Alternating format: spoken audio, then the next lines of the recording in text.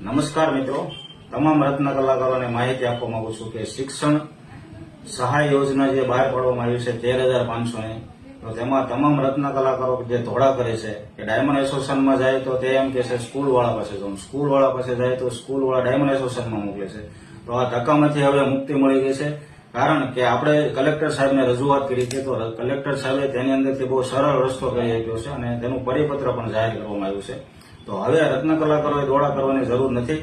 તેને તેના કારખાનાનું શેઠનો mobile number, શેઠનું પૂરું નામ અને કારખાનાનું એડ્રેસ લખી અને તે ફોર્મ ભરી દેવાનું છે આખું, અને તેમાં તેના ડોક્યુમેન્ટ મૂકી દેવાના છે. તેનું આધાર કાર્ડ, બાળકનું આધાર કાર્ડ અને બંનેના પાસપોર્ટ સાઇઝના ફોટા સાથે જોડીને સ્કૂલમાં જમા કરાવવાનું છે. બાકીની જે ભરવાનું છે ફોર્મ તે સ્કૂલવાળાએ ભરી જિલ્લા ઉદ્યોગ કેન્દ્રમાં બહુમાળી સી બિલ્ડિંગમાં બીજા માળે જમા કરાવવાનું છે.